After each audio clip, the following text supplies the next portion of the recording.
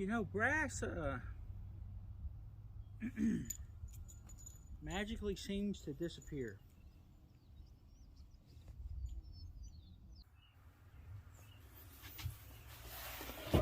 What gun and ammo is right for you for your everyday carry? If anybody says it's a particular one, disregard them.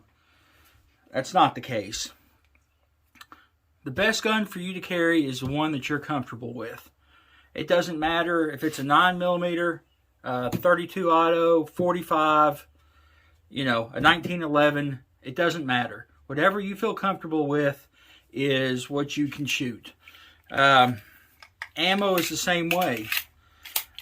You need to shoot lots of rounds through your gun to find out what ammo it likes and doesn't like.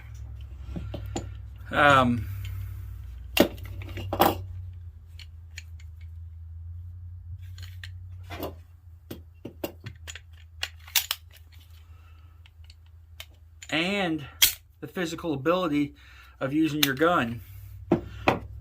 For example, I can't hit the broadside of a barn with this. I don't know why. At first, I thought it was just the short magazine. Didn't give me enough grip. Shooting a little bit hotter round, kick. So I went and got my extended mag. Didn't make a difference. So for me, I'm not going to carry this gun because I'm not good at using it. The other two I have are my 1911, my Beretta 92X. I'm more comfortable with the 1911, and I'm shooting a 16-inch plate at 30 yards. If it's anything further than that, I'm not gonna shoot it at somebody, most likely. You got too much of a chance for skew bullets nailing people. But anywhere from the 8-yard to the 30-yard, I'm very proficient with the 1911. My only problem with this is it is heavy. Especially if I'm running like 200 grain bullets in it, it's heavy. Another gun I'm really starting to like is my Beretta. And I'm comfortable enough with this now to be able to carry it and feel safe and be able to get the shot off that I need to do. And I just, it irritates when people say, oh, you got to have this subcompact or this gun or this whatever. You need this or that. Or you don't need all that stuff. Choose whichever gun you think you would like. It's best if you have somebody that has guns around you that you can go and, practice with. If somebody's interested in a gun, I always tell them, come out here. I've got a range in my backyard. I said, I've got 47 different things. I said, come out and shoot them. We'll play around with them, see what feels comfortable, what fits your hand, what feels good. I've got a boss that really liked the feel of my 1911 and ended up getting one. He's come out and shoot it. Burn through some ammo, see how it acts. For example, this is not Sig Sauer ammo. This is what I carry in this gun when I'm carrying it. But this is a bunch of stuff that I reloaded, and it is not hot enough to cycle this gun. It stovepipes every round. I mean, it shoots fine. It would still hurt you to be shot with, but not something I want in my everyday carry. For the 45, I like regular ball ammo. That's what it was made to, made for. It was made for the ball ammunition. Brand doesn't specifically matter. If I'm shooting reloads, I have to be sure they fire good, and I'll do 100 rounds or 200 rounds through the gun to be sure that it handles my reloads. Now, I'm not maybe for sure about myself about reloading and carrying, so I only carry factory rounds. And like I say, it just kind of depends on whatever you want. Some of the specialty stuff's expensive, but buy a few boxes of it and shoot it. See how the gun shoots with it. This is not any more or less accurate than this is at 20 yards. It's just not. That's double the price. I will kill you just as much with either one of these as I will with anybody else. I like this being a hollow point, versus the round ball target. It splatters a little bit better on my targets, so to speak. And I think there's less of a chance of a ricochet with a hollow point than there is for, you know, a round nose. And I don't know if there's any scientificness to that or if it is just my experience. Yeah, see, it's just a... Like I say, the 6 Sawyer is what I carry, and the 9 regular round nose is what I carry in my 45, depending on my mood. This is,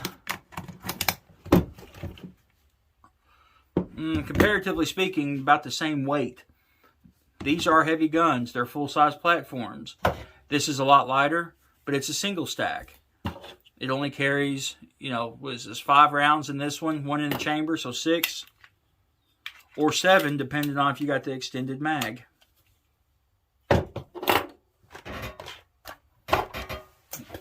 So, like I say, if you want to carry a gun, or if you especially want to start carrying a gun with all the stuff that you see, don't go out and buy one, load it, carry it, and pretend like you're going to save the planet. Get out and practice with it. Be comfortable with it. You know, practice different kinds of ammunition, different distances, different targets, different weather conditions. You know, see how it does under all these different circumstances. Holster it, unholster it, reholster it. You know, be sure that you like the way it feels. Be sure that, you know, it's comfortable in your hand. You know, this one right here hurts my tendonitis really bad in my elbow. That's why I don't carry it.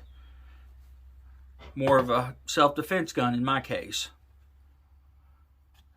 You know, usually I don't bring these in. I keep them in the truck. It just kind of depends on my mood. You know, this one can always be kept in the drawer, for example, if I decided to leave these in the car. Maybe you want to keep, you know, keep your single gun on you at all times. Maybe you don't want to leave any of them in your vehicle and you want to leave them all in the gun safe. It just kind of depends. You know, I keep, especially now that my children are older and aren't around, I usually keep my daily carry with me, usually in the floor with my pants, and then keep one in the bedside table or vice versa. It just kind of depends. But it's something you got to think about. All I'm saying is get your gun out, play with it, see what feels comfortable, see what shoots the best. You know, start up close and work your way back. You know, you don't have to be a sharpshooter to use these things, but you need to be comfortable enough that you're not going to injure somebody behind you. You know, take a class on it. I know there's, 26 states now that are Constitution carry. I still maintain my concealed weapons permit. Go take the class. There's good information.